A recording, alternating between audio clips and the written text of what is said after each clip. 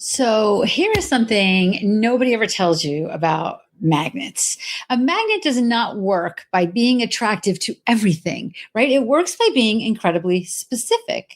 That force that snaps that right piece of metal clear across the table, right? It doesn't do anything for the wrong one. And you've done this, right? Like you get a little sticker thing and you go to put it on your car and it doesn't stick, or on your refrigerator and it doesn't stick. It doesn't even flirt with it.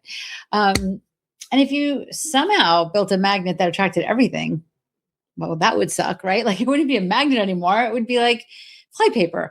So this month we're talking about being seen, these last couple episodes, and about borrowing stages that have already have your people on them. And I know what happens often, what happens the minute a successful, accomplished woman decides to go get visible, right? She starts sanding. She sands off her edges. She rounds her corners. She softens it. She makes herself palatable because surely the way to get picked for more stages is to be more attractive to more people, right? I am going to spend the next half hour lovingly or maybe poking you a little bit, Jersey style, talking you out of that because stages don't book topics. They book the woman with the thing that only she can say. And the thing that only you can say is almost never the polite version. That's the boring version. Nobody wants that, right? We want your actual beliefs turned all the way up, right? Including the slightly controversial ones, the slightly dangerous ones, your actual beliefs.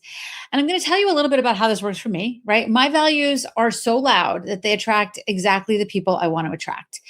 And just as loudly, they excuse everyone else from the room.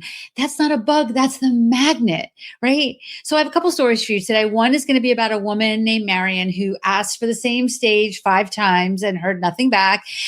And what changed on the 6th ask. And one is mine about the day someone asked me to promote something that I didn't believe in, and how saying no turned out to be the best positioning decision that I ever made.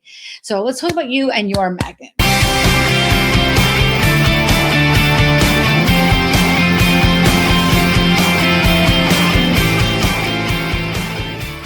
So last week we talked about like the fact that you don't need a bigger audience, you need a borrowed stage. Okay. So this week, the question that I'm asked a lot is, well, why would that stage pick me? Right. And yes, we want clever pitches and a hook formula. Like all those things are good, but the magnet is conviction at volume. And that's what I want, right? I don't want you out there asking everybody for things. I want them coming to you. Right? Vanity visibility asks, how do I appeal to more people? Real, authentic visibility asks, what do I believe in loudly enough that my people can hear it from the next room? Okay. So understand that we're not looking for that vanity. We're not looking for applause. We're looking for calls booked on our calendar. We're looking for contracts signed. I have said this so many times on this show, but I can say it a million more times. I want there to be more wealthy women in the world. I want women to have money so that they can donate and contribute and make the choices that they want to make. And I think that's how we affect change on this planet. Not numbers, not applause. So let me introduce you to Marion. Marion is middle-aged 50s corporate refugee, right? Like many people that listen to the show. She's a leadership coach for women. She is brilliant. She's brilliant. And she knows it because her clients, when she talks to her clients, sometimes they cry, right? Like she really knows how to get to people where they need to be gotten to, right?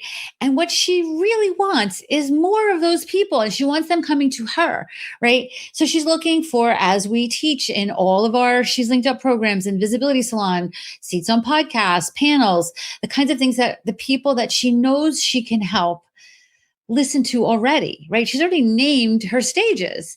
And she asked, and you know what? If this is you, I want you to hear this loud and clear because Marion's not the only person that this has happened to in my world. Okay. 5 pitches in a couple of months, 2 months, no engraved invitations came back to her. But let me paraphrase her pitches. I'd love to be considered if you ever have an opening. I totally understand if it's not a good time. No worries either way. Right. How many times did I apologize in that like one ask? Right? Considered, totally understand if it's not a good fit, no worries either way, right? She's pre-writing her rejection emails. Okay. So what she concludes is like, I must not be ready. So the issue here wasn't that her hook sucked, right? But her hook was not the problem. Her volume was. Okay. So, here's the thing. You've heard this before. If you don't ask, the answer is always no. And Marion asked, right? But asking with the volume turned all the way down is kind of like not asking in the first place, right? A quiet ask is hand delivering those no's to yourself. This is the good girl tax, right? But it's virtue. We're quiet because we're considerate. We don't want to impose on people. If it's a good fit, we'll know. Goodness is aimed at the wrong target, right? The tax is that she's worried about everybody else's comfort at the price of her calendar, at the price of her bank account, right? So, like, what would full volume look like? Okay, so before we get to the answer to that, I want to tell you about the day that I got asked to turn my volume down. So there's a woman that I know and I really enjoyed, and we've had many conversations about working together, and I really enjoyed who she was and what she did in our conversations. And it was just never the right time for whatever reason for her. And I don't want to really get into too much of her private details, but the reality is we talked a lot about working together.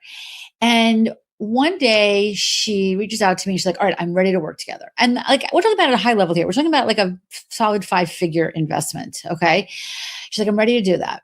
But before I do that, I want to send you some stuff. I want you to watch this video and tell me if you think it's something that you can help me promote. And I watched the video and I was horrified because it wasn't something I ever wanted to drive more people to. Like, it was the opposite of everything I believe in, but I also really enjoyed her, right? I don't ask sometimes I do, I guess, right? But I don't ask your politics or your beliefs before I have a conversation with you, before you can hire me. But if you ask me, can you help me promote this message? And it's a message that the last thing I want to do is have more people believing it. I'm in a pickle. Right. But I'm like, do I want to burn this bridge? What would she like? She's a friend. Right. But the reality is, every person in my inbox and every person that listens to this show trusts me to be authentic with my own stuff. Right. So, yeah, it would have been nice to get the 5-figure contract. It would have been nice to be able to continue that relationship, right? But the relationship is short-lived. How many people have you been business friends with that you kind of don't even talk to anymore, versus the trust of every woman that lets me into her inbox or puts me in her ears when they listen to this podcast, right? So I kind of just said, honestly, no, I don't. That's not a message that I think I can help you promote. And she was cool. She said, I appreciate you telling me that. I appreciated her asking me, because I don't actually know what I would have done had I taken her money and had her sign a contract and then found out what she wanted me to help her promote. Right.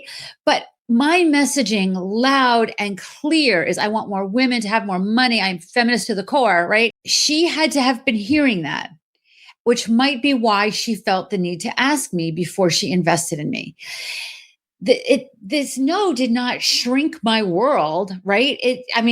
What was I down 15 grand? Probably, but so what? It kept the door open for the exact right 15 grand. And it told her and the universe, right, what I am for by showing what I'm not for. Does that make sense? So saying no was the positioning. I didn't lose an opportunity that day. I gained clarity. And I remember calling a friend / coach of mine saying, oh my gosh, what do I do? Before I answered her, I said, I don't know what to do here. I've never, ever told somebody no based on what they wanted to help me promote, because it's never come up. Right. So when I say that the magnet is your beliefs at full volume, I mean the stuff that you would protect even when it costs you a lot of money. Right. So Marion had that belief, but she never said it above a whisper. Right. She never said it above a whisper. Okay, so let's talk a little bit about like your slightly dangerous belief. Okay. I've heard like when I work with people, I'm writing their LinkedIn headline, for example. I help women leaders communicate with confidence. Marion had that, and so did 10 million other people, right? That's not an elevator pitch. That's not a tagline. That's nothing a committee would approve because it's just generic, right? What's generic. What I want you to lead with is your belief that you would defend in a room where not everyone agrees with you. So there's a couple tests we can use for this, right? Could a reasonable person disagree with you? If not, it's just wallpaper, right? Like visibility matters is wallpaper. Nobody books wallpaper. Nobody books wallpaper. They want somebody who believes in and stands for something, right? Like the second test would be if your absolute best fit client was standing in that room or was reading your posts and said, finally, somebody is saying this, right? Your dangerous belief is oxygen to that person. Okay. It's oxygen to that person. That's who's going to book you. That's who's going to hire you. Okay. I mean, if you have to soften it, then you're slipping into that vanilla lane that we need to get out of right now if we want to make any real money. Okay, you need to be specific enough to have an edge. It's not a fight. You're not out to argue with people. I am never going to be I didn't ask that client to change her beliefs. Right? I wasn't fighting with her. I picked a side. And you need to pick a side. So you can either dig yourself like Marion did under all these polite pitches, right? And how many people then didn't get the benefit of that emotional release that Marion's clients get when they work with her, right? It was there the whole time, but she was delivering these like vanilla, boring, apologetic messages to people. Okay, so I believe your work will speak for itself is the most expensive lie ever told to professional women. Work doesn't speak, right? And every year a woman is waiting to be noticed. She's training her company to overlook her. She's training her audience to overlook her. I teach women to stop waiting, and I'd love to bring that fight to your audience. Would you hire that person? Right? Would you hire that person? That was Marion's next pitch. That was Marion's next pitch. Same woman, same expertise, same stage, not a better hook, the same belief with the volume turned up. The yes came back in a day. And by the way, she noticed that her host had looked at her LinkedIn profile, right? Her headline matched the pitch. Everything matched the one message across everything she had, right? So your magnet isn't one loud sentence in one email. It's the same loud sentence everywhere your name lives. This is not only is this what I think is important that it's so clear across all of your platforms what your one belief and one point of view is. It's also what sites like LinkedIn are rewarding now. LinkedIn rewards you when you say the same thing over and over and over and over. If you've got 55 different opinions on 55 different things, LinkedIn doesn't know who to send to you, right? So you want to be clear and have that clarity across your digital footprint. Okay. 5 pitches at half volume, a couple months of silence. One pitch at full volume, she got the stage in front of the exact women who cry when they work with her, right? Calls on the calendar, that's the scoreboard. Money in the bank, that's the scoreboard, not how many likes and hoorays you got, okay? Palatable is invisible. It's the edge that grabs you. That's what grabs your audience, your edge. Okay. So I'm going to give you a little bit of homework here. Okay. Step number 1, I want you to write this down. I believe blank, and that's why I blank. Write it ugly and then run a couple tests. Could someone disagree? Would your best client say finally? Right. And when you hit the version that makes you flinch, when you have to when your stomach says, oh my gosh, can I really say that out loud? That's the good part. Don't sand that. I believe blank, and that's why I blank. I believe there's not enough wealthy women in the world, and that's why I help women fill their bank accounts. I mean, I'm doing that off the top of my head, right? I need to do a little work on that myself, right? And then I want you to say it out loud. I want you to say it out loud often, okay? Alone is fine. In the kitchen, in the car, in the mirror, I don't care, right? Your belief has never heard itself at full volume, right? Introduce it, tell you to the universe, say it to your car, say it everywhere, right? Tape it to your mirror, tape it to your computer screen, right? And then the third piece of homework is I want you to say this to one actual human this week. One actual human. I love journals, but journals aren't going to book you on a stage. But your friend, your colleague, your sister, the woman at the coffee shop, whatever, say it and watch her face. That face is the data that you need. That face is the data that you need. If you're not in the visibility salon yet, you need to be there. Visibilitysalon.com, drop it in there, right? Because the women in there are writing theirs the same week and they absolutely count as humans, right? And they will cheer you on and they will cheer for yours as loud, if not louder than you will. Okay. And if you're thinking, but what if it turns people off? Like, my love, it will. It will, right? That's not the risk. That's a job. A magnet that doesn't repel anything doesn't attract anything either. You're not here for everyone. Your people can't find you at half volume. If you don't ask, the answer is no. And now you know the fine print. The ask only counts at full volume. Marion's sixth ask was the first real ask she ever made, right? And, if we're going to pull the scoreboard out, that one-liner gets you stages, and those stages is what puts calls on your calendar and money in your bank account. So here's the one thing I want you to carry out of this episode. Stages don't book topics. They book the woman with the exact thing that only she can say. And the thing only you can say was never a clever hook. It was never like somebody that you bought $12, you paid $12 for a list of things you need to put on your LinkedIn profile. It's your actual beliefs, right? Turned all the way up, including the slightly dangerous ones, right? Especially the slightly dangerous ones, especially the little controversial ones. My values are so loud, they attract exactly the people I want, and they excuse everyone else from the room. Yours can do the same, but not at a whisper. Nothing magnetizes at a whisper.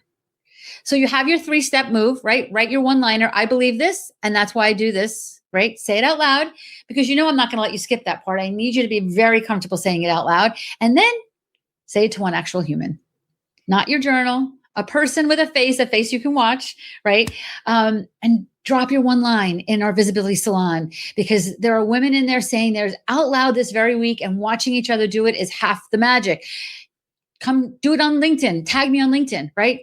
So if you're sitting there thinking, all right, Karen, I've got my one loud line, but where do I actually say it? How do I find these stages? How do I land the stages and turn them into clients? That's exactly, and I mean exactly what I teach in my free masterclass. It's called Borrow the Stage, because that is the method: seen, known, chosen. It's the whole path, start to finish, right? It's free, it's online. And it is the one thing I'm asking you to do today. Grab your seat at sheslinkedup.com/masterclass. If this episode made your heart beat a little bit faster or your stomach get a little nauseous, that was your one-liner knocking on your little brain here, okay? So go register for the Borrow the Stage free masterclass at sheslinkedup.com/masterclass. The link is everywhere in the show notes here. Because here's the thing about the woman who finally says it at full volume. She stops auditioning for everyone and starts magnetizing everything she's ever dreamed of. So next week, we're going to change gears a little bit, because getting seen is the spark, but I'm going to show you what it takes to keep that fire lit. I'm going to hand you that watering can. I'm going to teach you how to grow your money tree. You're not going to want to miss that. I will see you there next week.